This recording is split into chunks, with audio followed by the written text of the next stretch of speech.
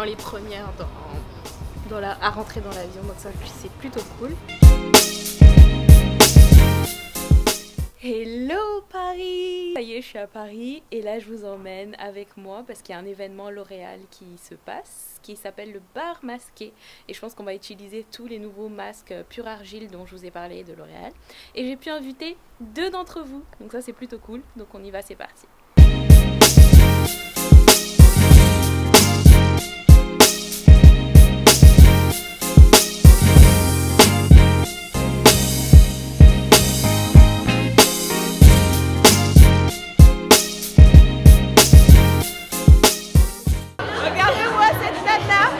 African Beauty, African Salut, ça va? C'est trop cool. Oui.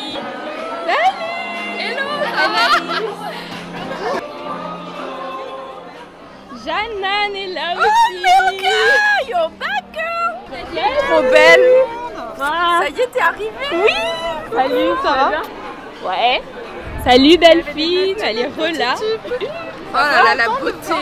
Ouais. Beauté, What's up? Mais trop bien. Toute bronzée et tout. Et toi alors? Hola. Salut. Ça va? Oui, toi. Je vais voir ton tatouage.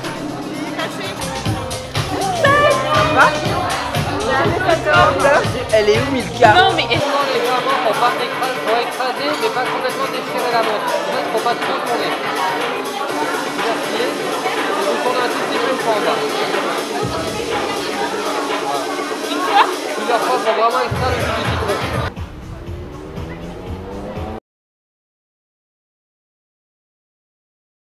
Non mais on va t'en renvoyer. Oui, bah oui, t'inquiète. Cellulaire Protect.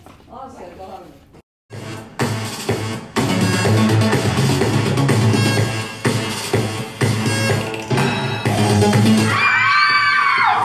Apparemment, si on bouge la poupée, t'as un film. Je la soulève et je la mets où? Oh my god, look at that!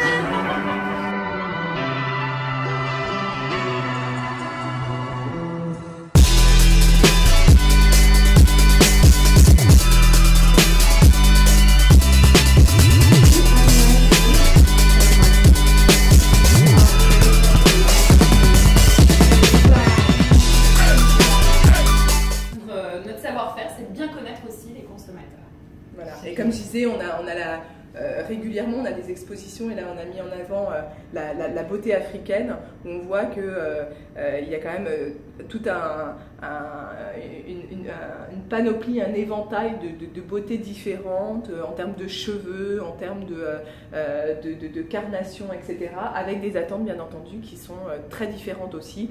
Et donc on a les produits qui répondent, on essaye au mieux de répondre à toutes les attentes des femmes et des hommes.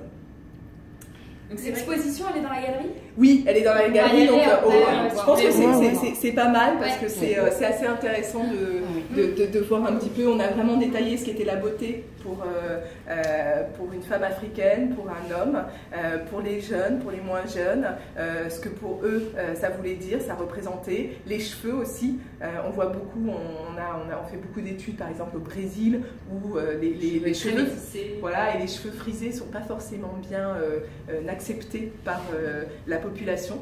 C'est en fait l'élégance, c'est les cheveux raides, donc les filles se lissent beaucoup les cheveux et donc on a fait des campagnes justement pour être fiers avec des cheveux frisés et voilà, et remettre le naturel au cœur de la beauté. Donc voilà, il y a des choses et je vous encourage à y aller avant de...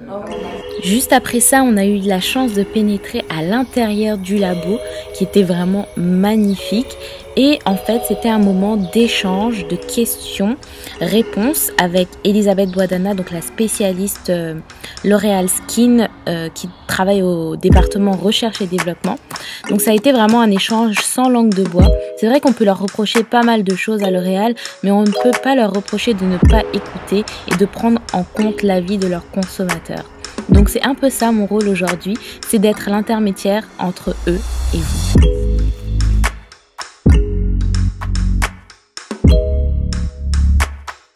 C'est vivant?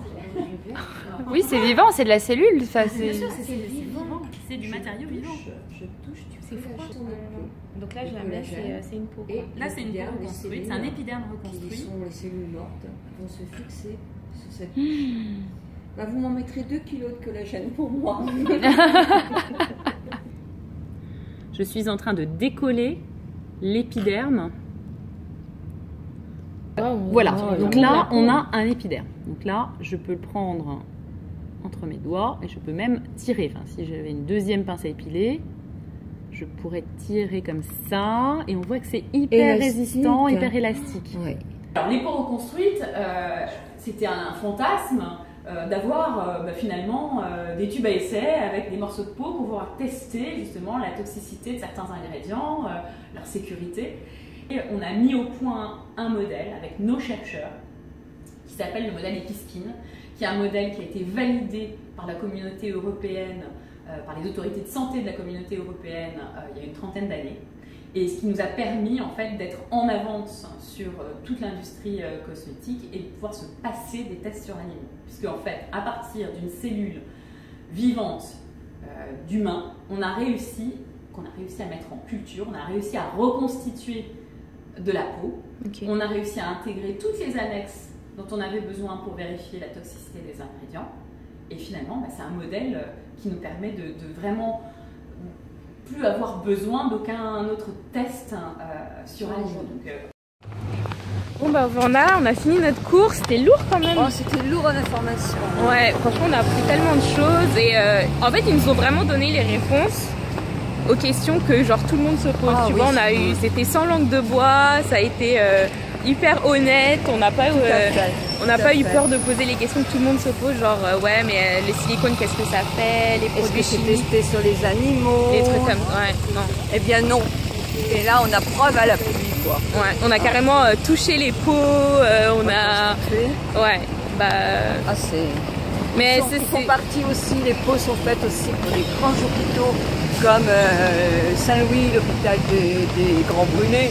Ben, bref, c'est pas du picot tout ça. Hein. Ouais. Non mais je pense qu'il faut arrêter de juste diaboliser L'Oréal sans avoir vraiment d'arguments. Moi je pense aussi c'est un grand groupe. Parce que c'est un grand groupe. Et que les grands groupes sont toujours un petit peu enviés, quoi, en quelque sorte. Ouais. Bah, c'est comme tout le monde. Hein. Bah oui. Dès que quelqu'un a quelque chose que t'as pas, forcément, tu vas essayer de trouver des défauts pour le descendre partout. C'est un peu humain, on va dire. Ouais, bon. Non, mais c'était cool, là, je suis contente.